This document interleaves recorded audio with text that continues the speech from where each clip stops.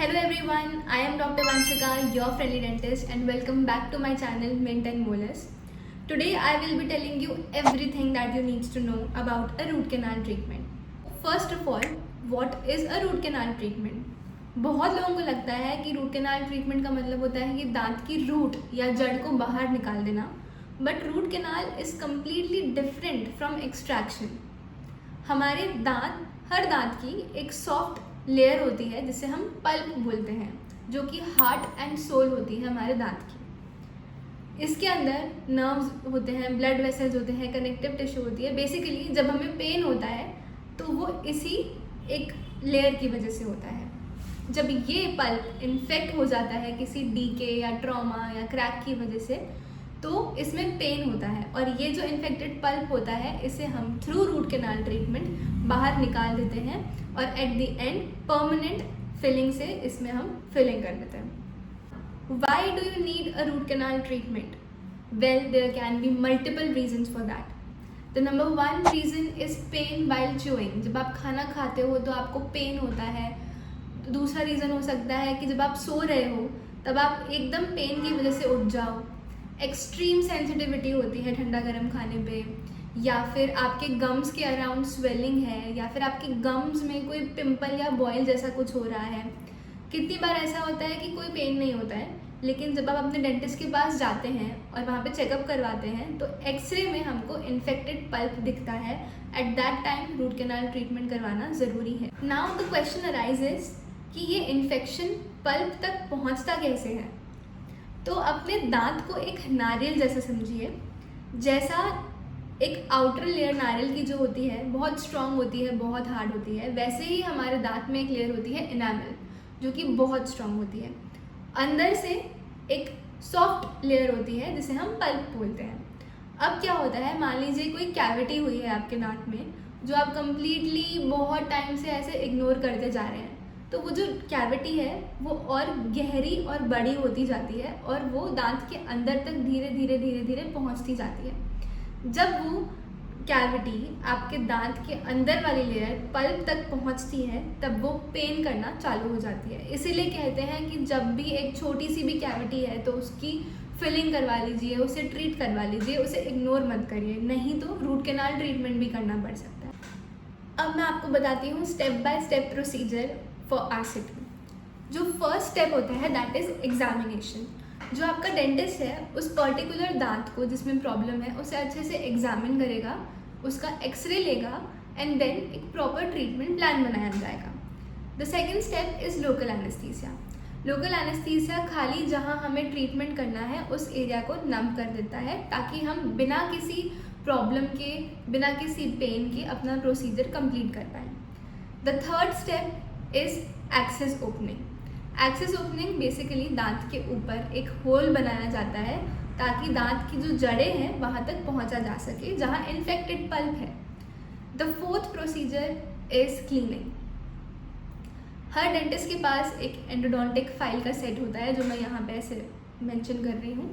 ये जो फाइल्स होती हैं ये हेल्प करती हैं डेंटिस्ट को ताकि जो इन्फेक्टेड पल्प है उसे ईजिली बाहर निकाला जा सके, और साथ साथ कुछ डिसइंफेक्टिंग सॉल्यूशंस भी हम डालते हैं दांत के अंदर ताकि वो क्लीन हो पाए. आपकी जो रूट कैनाल्स हैं वो सारी अच्छे से क्लीन हो जाती हैं.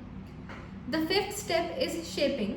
फर्दर प्रोसीड जब हम करते हैं तो अलग अलग इंस्ट्रूमेंट से हम आपकी जो कैनाल्स हैं उनको प्रॉपरली शेप करते हैं. And the final procedure is filling. Proper permanent restoration from inside the tooth as well as from the crown portion, ताकि दांत जो है स्ट्रॉन्ग रहे, कोई प्रॉब्लम ना आए. जब हम मोलर्स में जो पीछे की दाढ़ होती है, जब वहाँ पे रूट कैनाल ट्रीटमेंट परफॉर्म करते हैं तो most of the dentist advice करते हैं कि उसके ऊपर कैप या क्राउन लगाया जाए. क्योंकि क्या होता है, जो पीछे के दांत होते हैं वो खाने में हेल्प करते हैं. कभी किसी फोर्स की वजह से अगर एक पॉइंट पे जाकर के कोई भी हार्ड फूड लग गया तो दांत जिसमें हमने इतनी मेहनत से जिसे बचाया है वो टूट भी सकता है.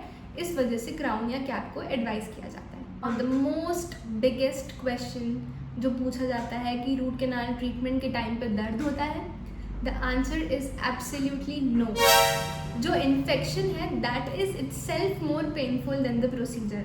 इसमें तो इनफैक्ट अब आजकल मॉडर्न रूट कैनाल ट्रीटमेंट्स में हम जो एनेस्थीसिया देते हैं दैट इज़ वेरी पावरफुल, कि जो आपका इन्फेक्शन का पेन होता है वो आपको फील ही नहीं होता है ड्यूरिंग द प्रोसीजर। तो रूट कैनाल ट्रीटमेंट में तो कोई पेन होने की बात ही नहीं है।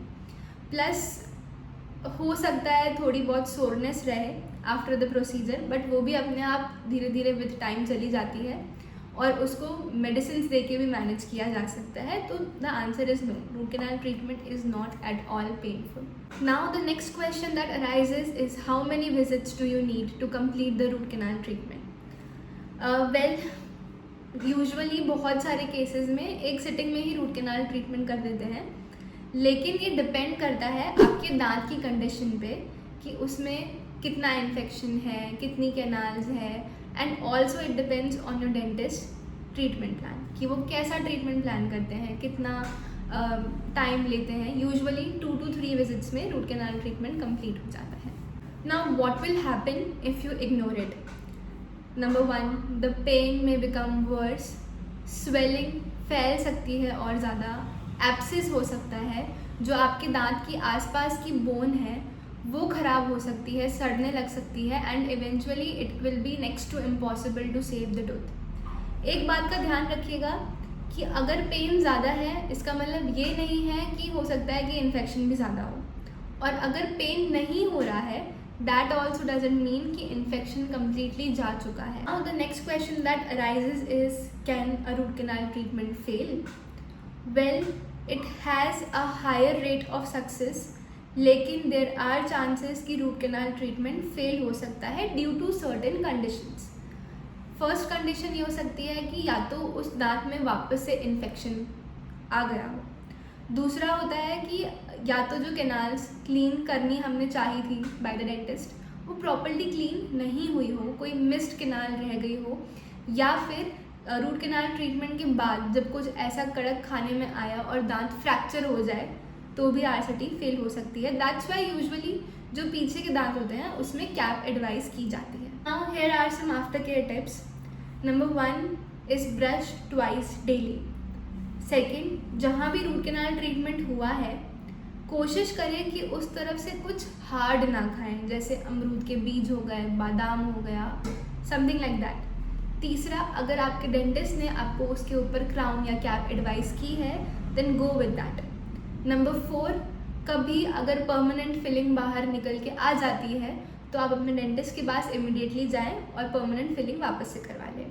And the last and most important is regular dental visits.